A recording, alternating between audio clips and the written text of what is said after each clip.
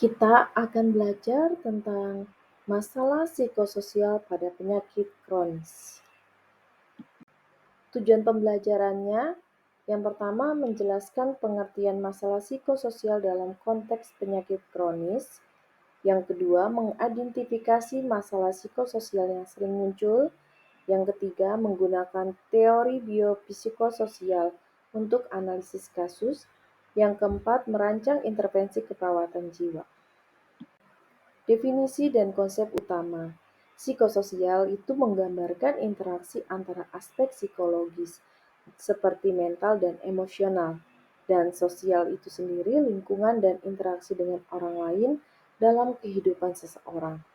Untuk penyakit kronisnya sendiri merupakan penyakit yang berlangsung lama, umumnya berkembang lambat dan dipengaruhi oleh faktor genetik, fisiologis, lingkungan, serta perilaku.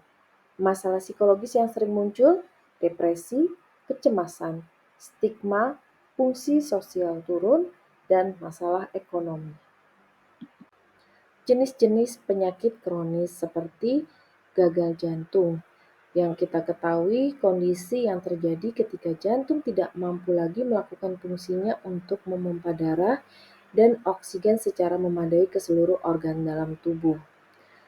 Gejalanya mungkin yang muncul seperti sesak napas, kesulitan bernapas, merasa lelah dan kaki lemah saat beraktivitas. Untuk menjaga agar penyakit ini tidak semakin parah, kebanyakan penyakit gagal ginjal perlu mengkonsumsi obat-obat yang diresepkan oleh dokter dan mengubah pola hidup menjadi lebih sehat. Operasi juga mungkin dibutuhkan untuk mengatasi masalah jantung yang disebabkan oleh masalah katup jantung dan atau pembuluh darah yang tersumbat. Nah, ini kan merupakan penyakit yang lama. Kemudian, stroke, kerusakan jaringan pada jaringan otak yang disebabkan oleh gangguan pada suplai darah, yaitu terputusnya aliran darah ke bagian otak. Gejala stroke mungkin yang muncul adalah mati rasa atau kelemahan wajah, kesulitan berbicara. Pengobatan yang dilakukan pada penyakit stroke ini seperti konsumsi obat-obatan seumur hidup, serta terjadinya perubahan pola makan dan gaya hidup. Beberapa obat juga dapat dihentikan atau bahkan memulihkan kerusakan otak jika diberikan setelah stroke muncul. Terapi bicara juga dibutuhkan untuk mengatasi masalah berbicara.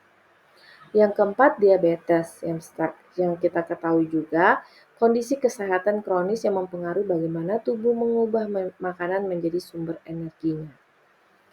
Ya, beberapa gejala yang mungkin muncul meningkatnya rasa lapar dan haus, sering buang air kecil, pandangan menjadi kabur, mengalami kelelahan. Kemudian perawatannya yang diperlukan harus menurunkan berat badan serta mengkonsumsi makanan sehat rendah gula. Untuk mengontrol diabetes juga dapat dilakukan dengan meminum obat sesuai dengan kebutuhan. Selanjutnya, hipertensi. Hipertensi ditandai dengan tingginya tekanan darah yang melebihi batas normal. Akan tetapi tekanan darah ini akan berubah sepanjang hari berdasarkan aktivitas yang dilakukan. Kalau yang perlu diingat juga untuk tidak menimbulkan gejala ketika tekanan darah sudah tinggi, bisa terjadi sakit kepala, mimisan, atau kelelahan, terus terjadinya kebingungan, sakit dada. Nah, untuk mencegah penyakit atau menunda penyakit kronis, sebaiknya kita selalu bisa menerapkan pola hidup yang sehat, makanan sehat seimbang, seperti yang contohnya pada panduan pada isi piringku.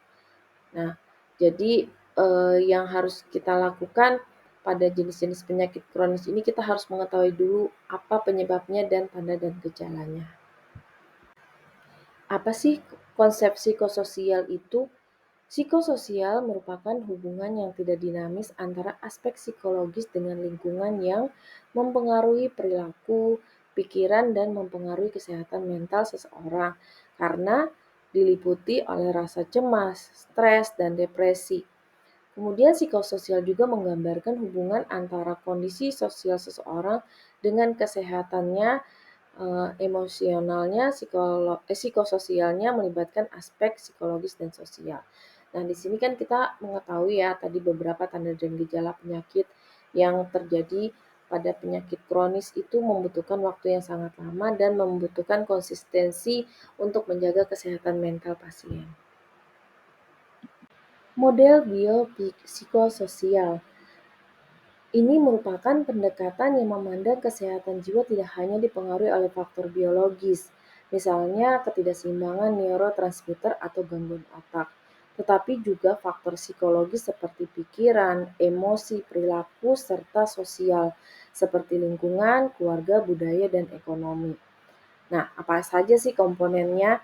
Yang pertama biologis. Secara faktor genetik, kita ketahui gangguan jiwa itu adalah keturunan. Kemudian bagaimana dengan struktur otaknya? Ketidakseimbangan kimia otak atau neurotransmitternya, penyakit fisik, obat-obatan, dan riwayat medis. Misalnya pada pasien skizofrenia, peran dopamin yang berlebihan. Kemudian yang kedua psikologis. Ini yang kita nilai seperti proses kognitif, coping stres, kepribadian, harga diri, pengalaman trauma, dan keterampilan mengelola emosi. Contohnya depresi bisa dipicu oleh pola pikiran negatif dan learn helplessness. Yang ketiga, sosial, dukungan keluarga, interaksi sosial, pekerjaan, ekonomi, stigma masyarakat, budaya, serta lingkungan hidup. Misalnya pasien gangguan jiwa yang mengalami diskriminasi dapat semakin terisolasi. Nah, kenapa dia menjadi dasar intervensi holistik keperawatan jiwa? Kita artinya intervensi itu melibatkan seluruh aspek manusia.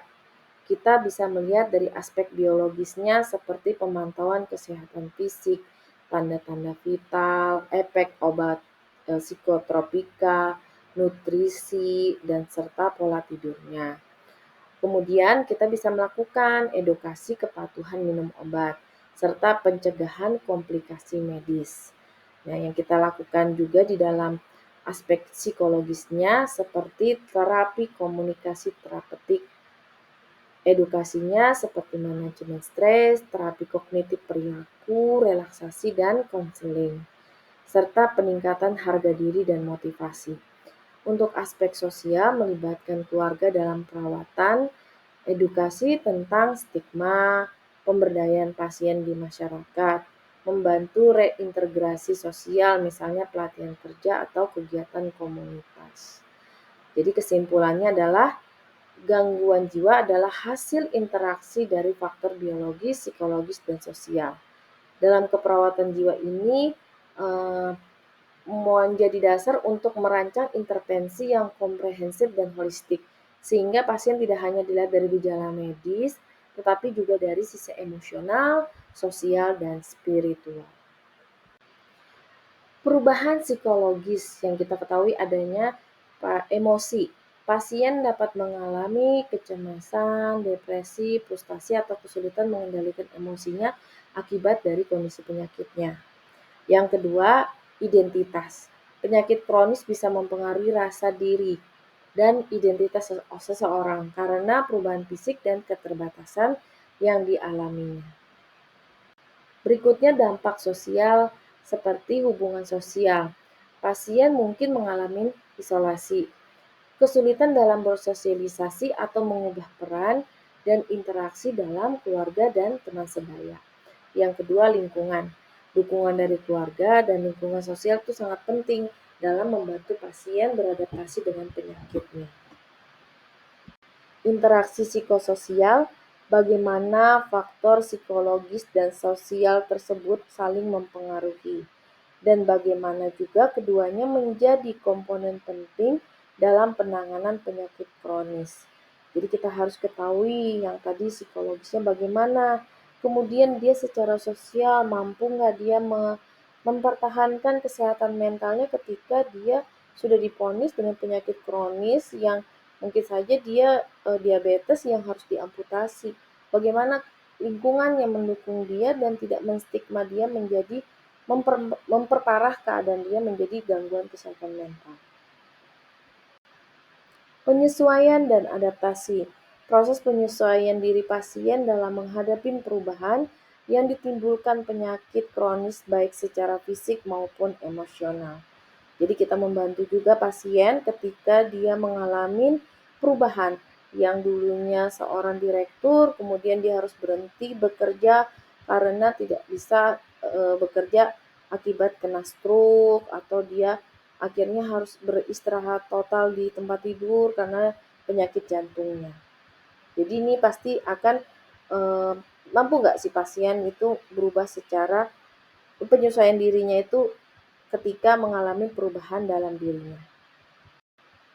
Faktor pemicu. Kadang penyakit kronis itu seringkali dipicu oleh faktor lingkungan dan perilaku pasiennya sendiri, yang pada akhirnya juga mempengaruhi psikososial pasien. Jadi dilihat misalnya, oh saya sudah sembuh kok, terus dia nggak mau minum obat, terus makanannya juga asal-asalan, terus aktivitasnya berlebihan. Jadi itu kan lingkungannya yang menuntut dia, sehingga dia menuntut dia lebih, atau dia kan kamu udah sehat, jadi kamu perlu bekerja lebih rajin lagi. Nah, ini juga yang sangat mempengaruhi psikososialnya. Masalah psikologis umum yang sering kita temuin itu ada depresi, kecemasan, adanya gangguan tidur, serta perubahan citra tubuh. Kemudian si pasiennya bisa kehilangan kontrol. Nah, ini jangan sampai dia mengalami meningkat menjadi gangguan. Sedangkan masalah sosial umum itu seperti isolasi sosial, adanya stigma atau diskriminasi ya, kemudian dampak ekonomi, perubahan peran keluarga dan caregiver burden. Tadi kita bisa tahu nih dampak kepatuhan dan hasil. Jadi ketika si pasien sudah mengalami depresi atau kecemasan, sehingga kepatuhan minum obatnya menjadi menurun.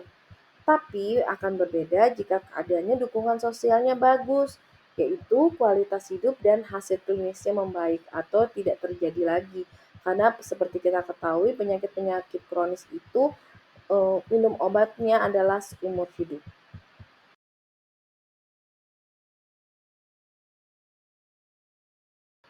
Intervensi pada psikososial ini yang bisa kita lakukan, yang pertama edukasi pasien dan keluarga. Tadi sudah saya paparkan untuk edukasinya apa saja, seperti kepatuhan minum obat, terus kemudian teknik relaksasi ya. Kemudian yang kedua dukungan emosional.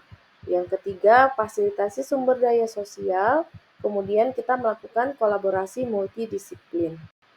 Kita juga bisa mengajari untuk intervensi secara spesifik, self-management dan CBT. CBT ini adalah Cognitive Behavioral Therapy. Jadi ada keterkaitan antara self-management dan CBT. Ini terapi psikologis yang berfokus pada hubungan antara pikiran secara kognitif, perasaan, afektif, dan perilaku atau behavioral. Prinsipnya, ketika pikiran negatif, emosi menjadi negatif, terjadilah perilaku maladaptif. Dengan CBT, pasien diajak mengidentifikasi, menantang, dan mengganti pikiran negatif dengan pola pikir yang lebih realistis, lalu berlatih secara perilaku baru. Nah, di dalam self manajemen perawatan jiwa ini juga, ini kemampuan pasien untuk mengelola gejala emosi, perilaku, dan perawatan diri sendiri secara mandiri. Contohnya, mengenali pemicu, trigger, mengontrol stres dan emosi, mengatur rutinitas sehat seperti tidur, aktivitas, serta nutrisi, mematuhi pengobatan, serta menggunakan coping yang adaptif. Ya, tadi seperti saya mungkin yang antara CBT dan self management ini ada dengan caranya seperti identifikasi pikiran otomatis negatif, seperti pasien belajar menyadari pola pikir yang memperburuk stres atau ansietas. Kemudian restrukturisasi kognitif, mengganti pikiran maladaptif dengan pikiran realistis. Latih perilaku, misalnya teknik relaksasi, problem solving, exposure bertahap. Kemudian self monitoring. Pasien mencatat pikiran, perasaan, dan perilaku untuk meningkatkan kesadaran diri. Kemudian penguatan coping positif, membangun kepercayaan diri dalam menghadapi masalah.